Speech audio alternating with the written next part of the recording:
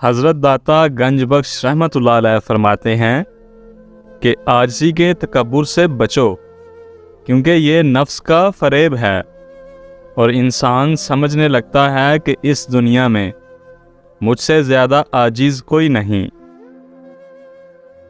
صبر ایمان کی بنیاد ہے، اخلاق انسان کی خوبصورتی ہے، سچائی قرآن کی زبان ہے، عاجزی کامیابی کی کنجی ہے اور دعا مومن کا ہتھیار ہے۔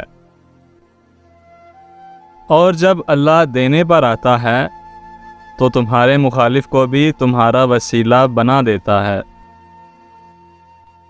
تقریباً 18,000 مخلوقات میں صرف انسان ہی پیسہ کماتا ہے۔ ان میں سے کوئی بھی مخلوق بھوکی نہیں رہتی، مگر انسان کا کبھی پیٹ نہیں بھرتا۔ توڑنا نہیں، جوڑنا سیکھو، کیونکہ توڑنے والوں کی حویلیاں ویران اور جوڑنے والوں کی قبریں بھی آباد رہتی ہیں۔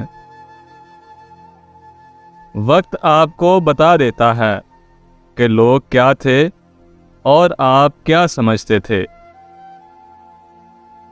چپ سے بڑی کوئی بد دعا نہیں۔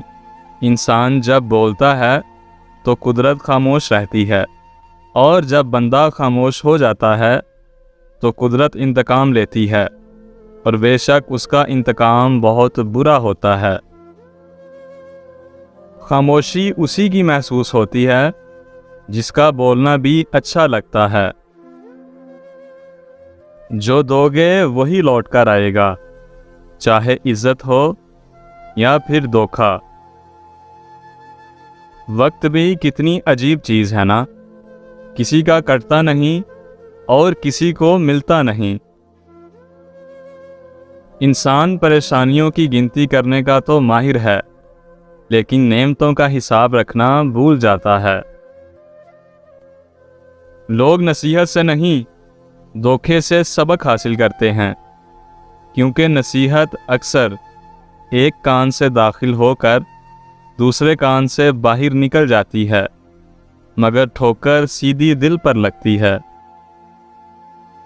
حضرت علی رضی اللہ تعالیٰ عنہ فرماتے ہیں کہ مدد کرنا ایک بہت مہنگا تحفہ ہے، اس لیے سب سے اس کی توقع نہیں رکھنی چاہیے، کیونکہ بہت کم لوگ دل کے امیر ہوتے ہیں۔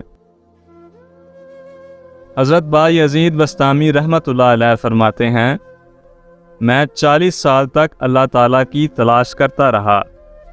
جب میں نے اسے پا لیا تو معلوم ہوا کہ وہ تو مجھ سے پہلے ہی میری تلاش میں تھا۔